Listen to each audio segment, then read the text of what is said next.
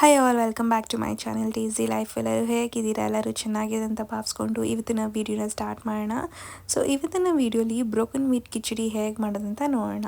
So ಈ ಒಂದು recipe ಒಳ್ಳೆ ಡಯಟ್ ರೆಸಿಪಿ ಅಂತಲೇ ಹೇಳ್ಬೋದು. ಮತ್ತು ನೀವೇನಾದರೂ ವೆಯ್ಟ್ ಲಾಸ್ ಜರ್ನಿಲಿದ್ದರೆ ಈ ರೆಸಿಪಿನ ನಿಮ್ಮ ಡಯಟಲ್ಲಿ ಇನ್ಕ್ಲೂಡ್ ಮಾಡ್ಕೊಳ್ಳೋದನ್ನ ಮರಿಬೇಡಿ. ಸೊ ಹೇಗೆ ಮಾಡೋದಂತ ನೋಡೋಣ. ಸೊ ಫಸ್ಟ್ ಒಂದು ಕುಕ್ಕರ್ಗೆ ಒಂದು 5 to 6 ಸ್ಪೂನ್ಸ್ ಎಣ್ಣೆನ ಹಾಕೋತಿದ್ದೀನಿ. ಸೊ ನಾನಿಲ್ಲಿ ನಾರ್ಮಲ್ ಸನ್ಫ್ಲವರ್ ಆಯಿಲ್ ಹಾಕೋತಿದ್ದೀನಿ. ನೀವು ಬೇಕಾದರೆ ಆಯಿಲ್ನ ಯೂಸ್ ಮಾಡ್ಬೋದು.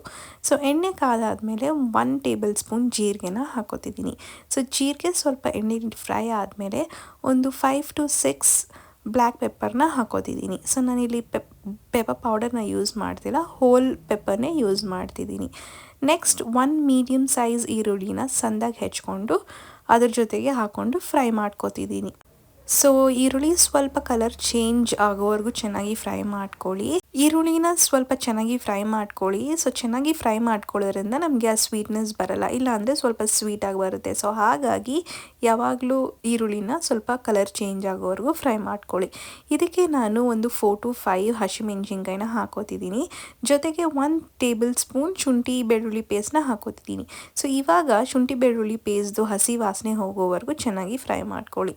ಸೊ ಶುಂಠಿ ಬೆಳ್ಳುಳ್ಳಿ ಪೇಸ್ಟ್ದು ಹಸಿ ವಾಸನೆ ಹೋದ್ಮೇಲೆ ನಿಮ್ಮ ಚಾಯ್ಸ್ ತರಕಾರಿನ ಹಾಕ್ಕೊಳ್ಳಿ. ಸೊ ನಾನು ಇವತ್ತಿಲ್ಲಿ 1 ಕ್ಯಾರೆಟ್, ಒಂದು 4 to 5 ಬೀನ್ಸ್ ಮತ್ತು ನವಿಲುಕೋಸನ್ನ ಹಾಕೋದಿದ್ದೀನಿ. ಅಂದರೆ ಒಂದು ಚಿಕ್ಕ ನವಿಲುಕೋಸನ್ನ ಹಾಕೋದಿದ್ದೀನಿ. ನಾನು ಹೇಳ್ದಂಗೆ ನಿಮ್ಮ ಚಾಯ್ಸ್ ವೆಜಿಟೇಬಲ್ಸ್ನ ನೀವು ಹಾಕೋಬೋದು. ಇದ್ರ ಜೊತೆಗೆ 1 ಕಪ್ ಬಟಾಣಿ ಸಹ ಹಾಕೋತಿದ್ದೀನಿ.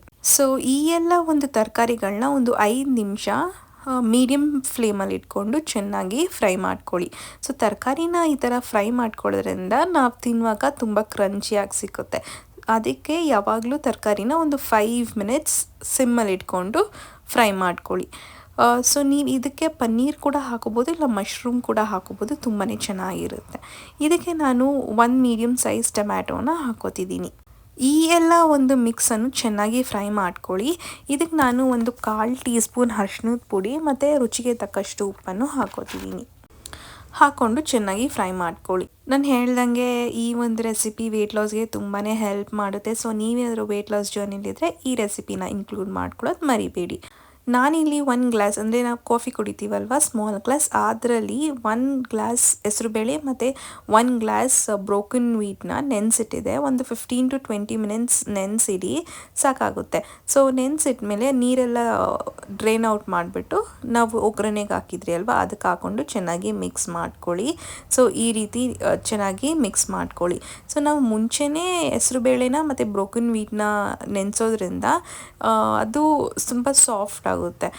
ಬ್ರೋಕನ್ ವೀಟ್ ಸ್ವಲ್ಪ ಹಾರ್ಡ್ ಇರುತ್ತಲ್ವ, ಸೊ ಹಾಗಾಗಿ ಅದು ಸಾಫ್ಟಾಗಿ ಒಂದು 15 to 20 ಮಿನಿಟ್ಸ್ ನೆನೆಸಿಡಿ, ತುಂಬಾ ರುಚಿಯಾಗಿ ಬರುತ್ತೆ.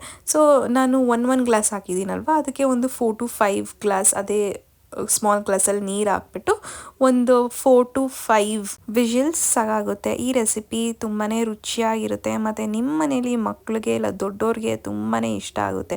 ದೊಡ್ಡೋರ್ಗಂತೂ ಇದು ಕಿಚಡಿ ಥರ ಇರೋದ್ರಿಂದ ತುಂಬಾ ಇಷ್ಟ ಆಗುತ್ತೆ. ಸೊ ಹಾಗಾಗಿ ಒಂದ್ಸಲ ಟ್ರೈ ಮಾಡಿ ಅಂತ ಹೇಳಕ್ಕೆ ಇಷ್ಟಪಡ್ತೀನಿ. ಸೊ ಇವಾಗ ಆಲ್ಮೋಸ್ಟ್ ನನ್ನ ಸ್ಟೈಲಿನ ಬ್ರೋಕನ್ ವೀಟ್ ಕಿಚಡಿ ರೆಡಿ ಆಗಿದೆ.